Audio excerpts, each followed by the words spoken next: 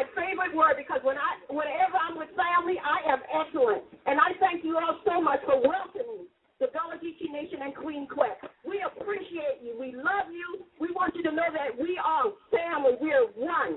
It's not two of us or three of us, but it's one.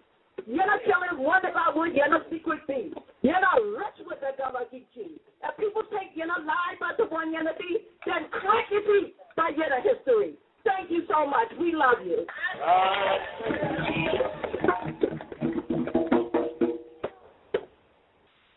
I'd like to ask Mama Suma Ziara to come to the microphone. She's representing our elder, our Council of Elders. Also, Sister Kamala representing our Council of Elders. Brother Boxley, please come forward, Brother Boxley. Mama Jamila, please come forward. Mr. Menhati, Mr. Michaela, all the healers. Baba Akinlana, Joyce Osborne, Sandra, from Trinidad, Brother Esposito, Danny Barker, Protege.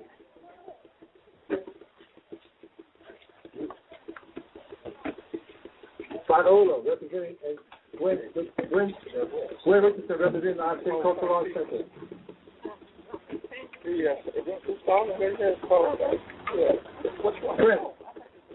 Representing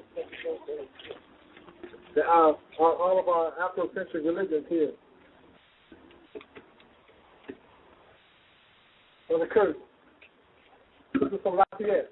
Please step forward. Brother Kofi.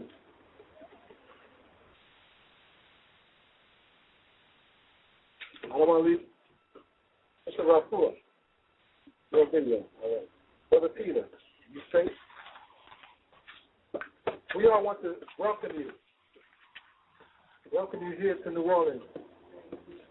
And this is a beautiful, beautiful, beautiful, perfect day. Right? We were talking about this morning with the clouds.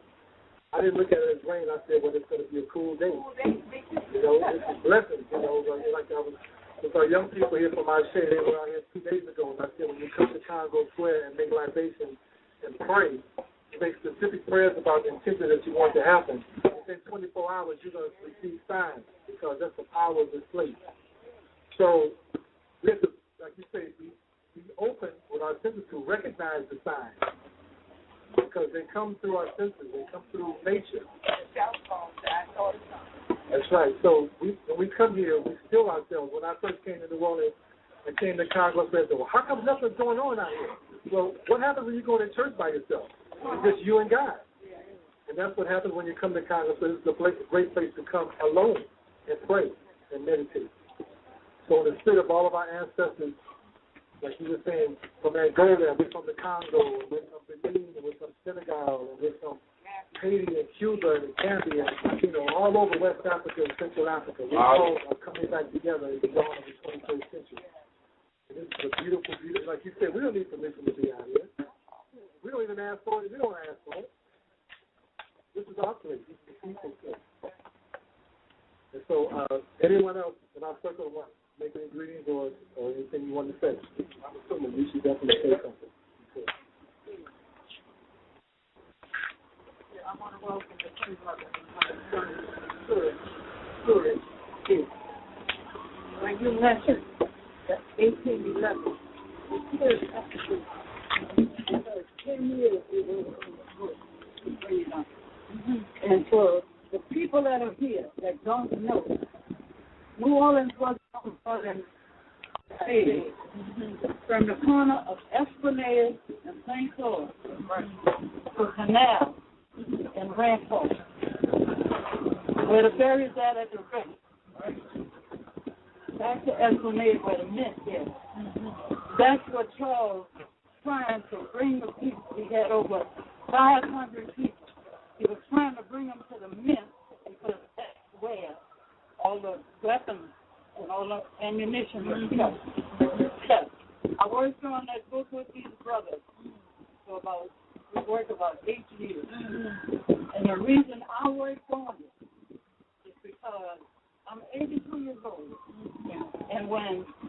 I started reading what they had down already.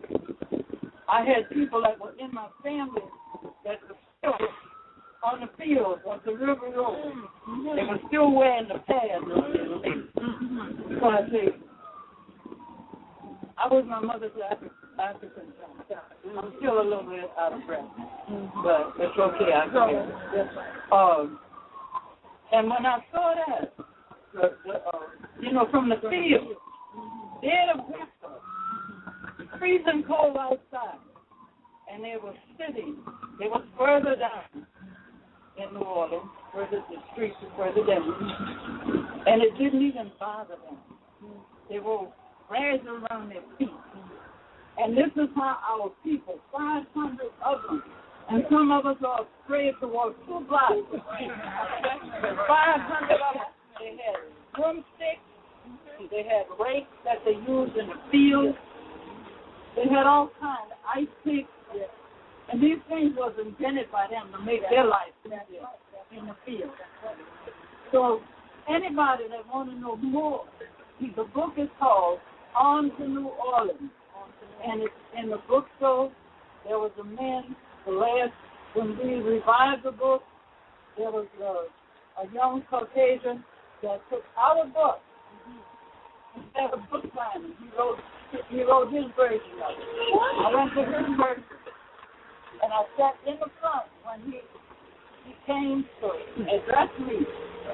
And I told him, I said, I was on the original book. Right. So he walked and back away. You don't want to hear no more. Right. Because I could have told him all the mistakes they made. Right. But young people, look. People my age, we don't know how long we're going to be here. And however long we're going to be here, it's a blessing from the Creator. Yeah. But start looking up and researching. Yes. I was doing the night, and I'm reading. 2, 3 o'clock in the morning, and I wake up well rested. And between, there's so many things we need to know. Yeah. And sometimes it's popped in our head, and then we on our road. It starts going. We're going to do this, we're going to do that. But all of that comes. When I came back from Houston, this was closed up tight. I said, we don't need permission to use it. My mother told me that this was allotted to our ancestors, and to use. They didn't give no time. Nobody gives a time. Because really nobody knows what time is it. But use it. Sometimes you could, if you got work to do, or you want to relax and read, or if you want to be peaceful or what, these trees are talking to you. Our ancestors was all about peace. And I come through here sometimes just to come through here. I work in this area. Vermeer is part of this. And there's some history in this area. In order to get to this area, you have to either have a gift or you splash in the water. It's surrounded by water. There's what they call it again, underneath the ground. There's a lobby and water marsh. That's the only way you can get here. And I've seen people eating at the restaurant where they still have the signs out about slaves. And we pay no mind. We walking like we can't even see anything. Right. Because I know, but I want to take up time. I'm never tired of talking. I love each and every one of them. Thank you for coming to clarify some of the stuff that we've been trying to get out. And we're going to help you get it out first. Do you have one about this? No, ma'am. I need one. Right away. Before you leave, let them give me the address and I will mail it. Thank you, ma'am. Before I leave, thank you.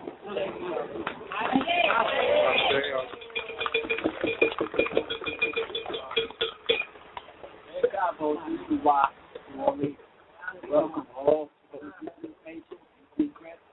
We will be needing some of the authors, actually, I just want to say quickly first thing. Many years ago, during the days of slavery, when African people were reported here to this colony, the indigenous people took some of our ancestors on the side, and this is how this place got started. I tell you the story. All these slaves, the masters only fed their slaves 6 days out of the 7-day week.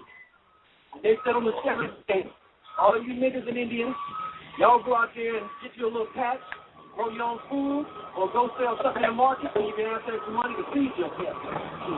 And the indigenous people then took the Africans and they said, well, if Master said that's what we got to do, we know a place of mystic power that if we do it, it's going to be super successful. And this was the place. The indigenous people hit the African ancestors, both of my ancestors. Yes.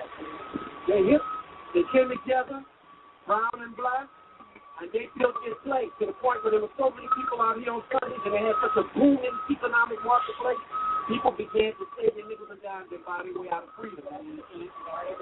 In the late 1700s, the slave owner class of people got together, the rulers of this colony at the time, and they passed laws that banned marketplaces in Congo Square and banned gatherings in Congo Square. Now, you correct me if I'm wrong with this history, but I think I got the story right. In 1993, Mama Jamila, Baba Supa and others took that issue to court. That's correct? And they had the law repealed in 1993. It banned us from selling out here and gathering and doing all the things that we were doing now. So I just want to say, keep on my shade, Mama Jamila. That means may nothing bad happen. Keep on my shade, Baba Lupa. Keep on my shade, Bugbo leaders, all of our leaders. I just want to share one other thing to close. As you are here, we just ended, I got a text that makes my heart jump with joy. I'm going to read you the text. Danziger guilty on all charges.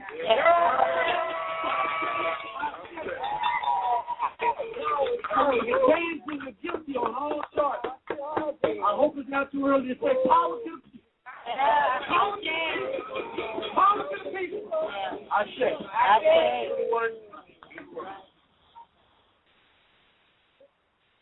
In the language of the Ashanti Aquaba, Queen Prince, and the Gullah Nation from South Carolina, I bring you the spirit from the forks of the road and Cleveland Market in Natchez, Mississippi, where the thousands were brought from Virginia, Maryland, Kentucky, Missouri, and sold into chattel slavery, making cotton king. It's the Cotton Bowl. We're down here in the Sugar Bowl. We're down here in the Sugar Bowl, where our ancestors were also brought to. Many of the folks who were brought up to Natchez by the French invaders, colonizers, were the same people like the Beanvilles and the Cadillacs. We don't want to call the names too, so get them too much into it. But I want you to know that picture of you at Sullivan Island is going on. The traveling exhibit that's over at the printer, that's at Chinatown right now, it's going to travel around the world. And it's on the tradition of the ancestors. I'd like to welcome you. The sun welcome you. The earth welcome you. The sky, the sun, the moon, my people welcome you.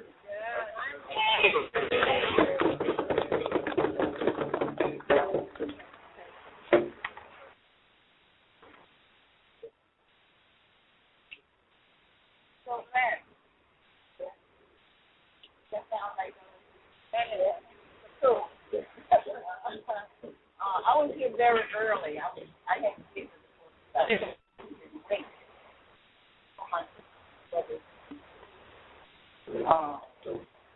I also umbrella teach my ancestors now, my aunt told me I was on the journey to find out more about myself. But all of the things that you do in the movement and the spirit, I grew up with them. You know, it's called the Great Shower. The Holy Ghost. Right. And then, you know, we roll on the floor. Yeah. And then somebody with the spirit, two of my aunts and my mother, and made it go. Yeah. So this is just a blessing for me, like a homecoming, a reunion for me, for most of us. Thank you. Thank you. So great.